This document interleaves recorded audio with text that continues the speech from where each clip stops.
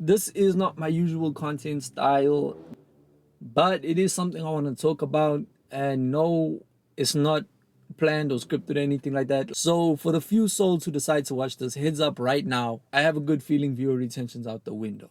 So let's get into this.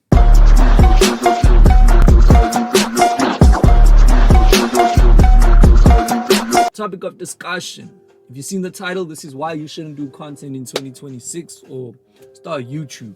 I started YouTube like 8 months ago now.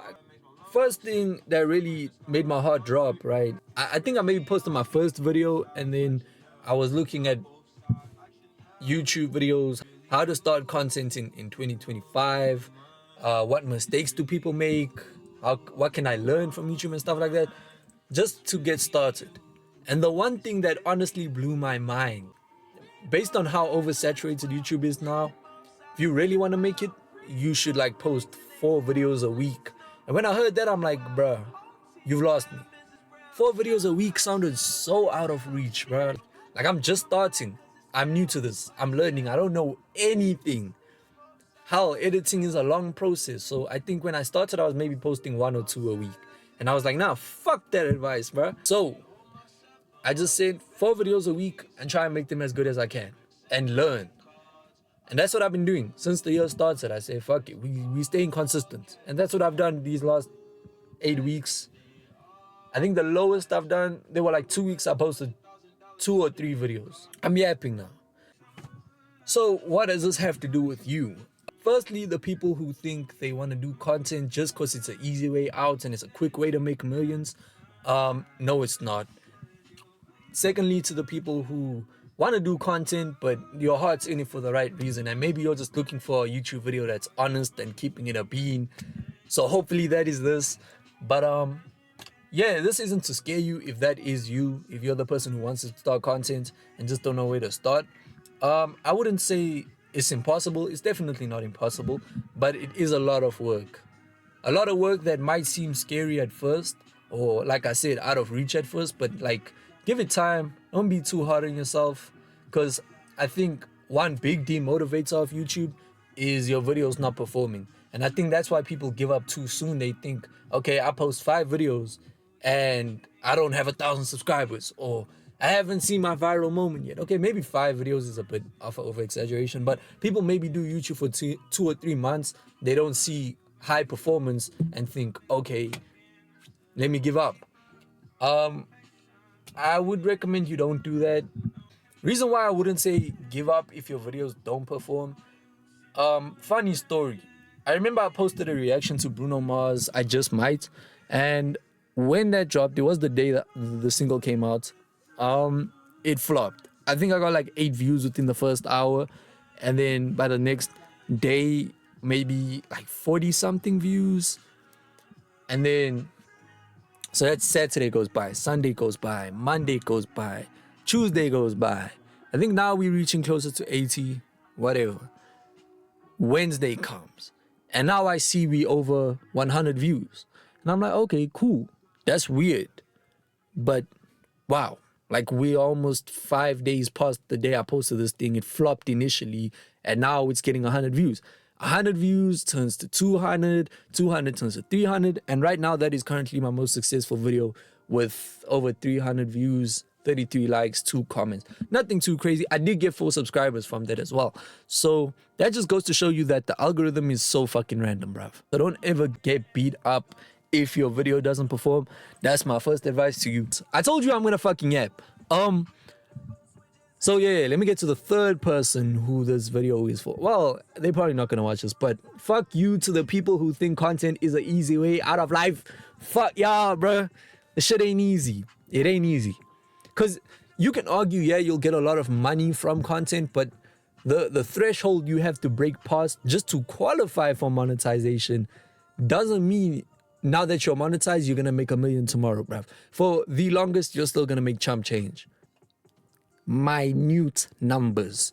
So yeah, even once you become monetized, you're not gonna see sustainable cash until like a couple 100,000 subs.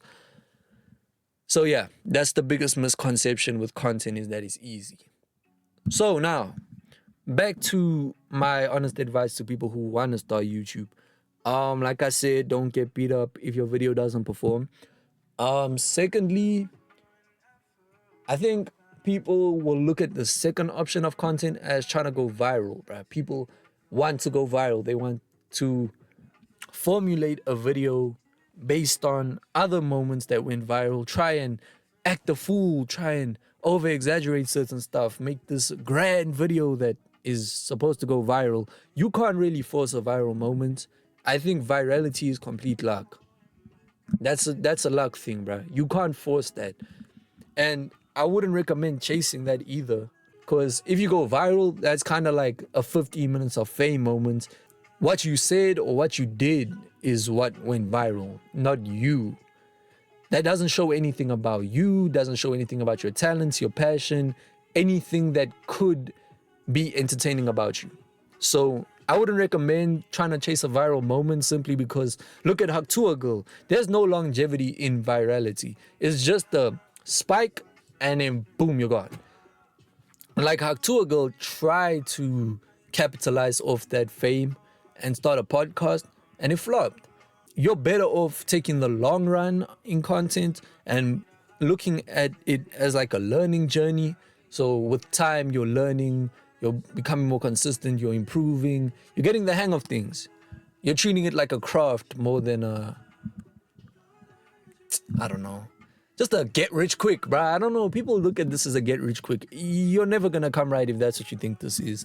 So I'd recommend the longer route where you're actually building a community.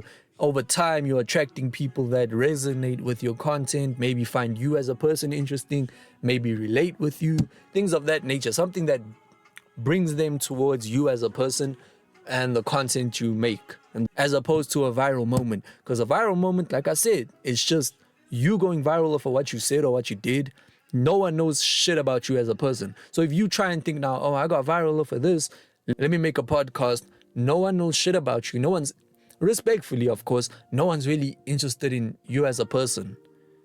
They only thought what you did was funny. You get what I'm saying? So it's hard to create a viral moment. I don't think that's something you can force. It just so happens by luck.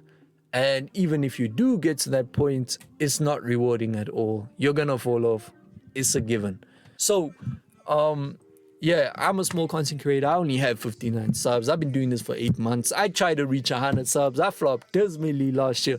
But I have a new set of goals this year. And my goal this time around is to focus less on...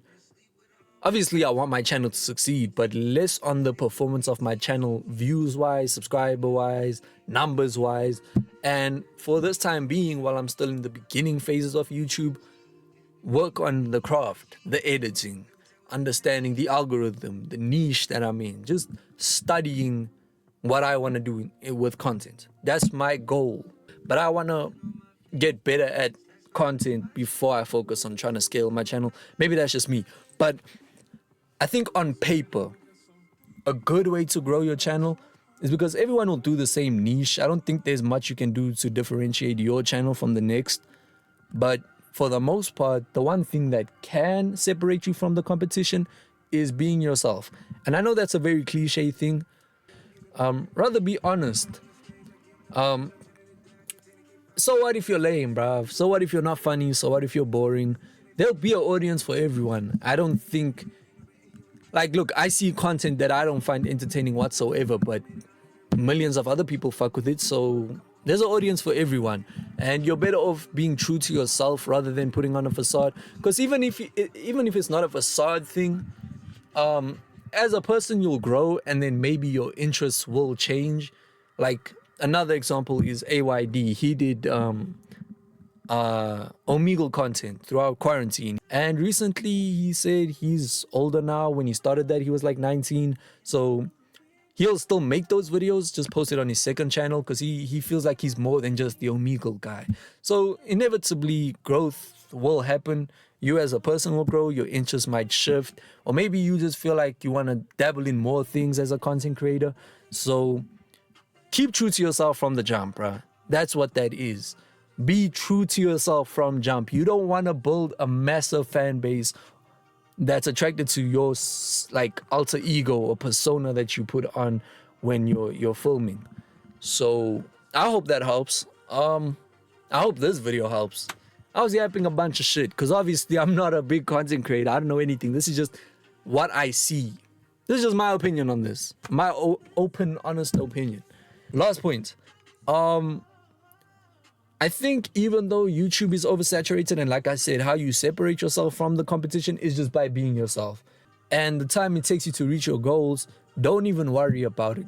Don't limit yourself to a certain thing, thinking like how oversaturated the platform is. Like, I'll never reach 1 million subscribers in 5 years or something. It has nothing to do with how oversaturated YouTube is, because the big content creators now, or the established YouTubers that have been around for years, like I'm Dante. I'm gonna make another example of a channel, but I'm Dante. I think at this point he's grossed maybe close to 7 million across all 3 channels, but his main channel that he started like probably like 2011 or something, that only reached 1 million subscribers like 6 or 7 years later, and that was when YouTube was less saturated. Then a content creator like YXL Salah, for example, these are just people I watch, but Salah grossed 1 million subscribers after starting a channel in 2022 or something like that. But it took him 3 years to reach 1 million, and he only reached 1 million like now, the end of 2025, beginning 2026. Very recently he reached that subscriber milestone. There's another channel I watch, the OG Light Skins. They are a comedy channel. They genuinely started their channel at the end of 2024 maybe. So they've really only been doing YouTube for like 1.5 years max, and they are close to 2 million subscribers. So it doesn't matter how oversaturated YouTube is. Just make content that you think people will enjoy, but it's also true to yourself. Don't give a fuck about the haters. Don't give a fuck if your video underperforms. You're still learning, dog. Like, don't be too hard on yourself. Just be consistent while consistently improving.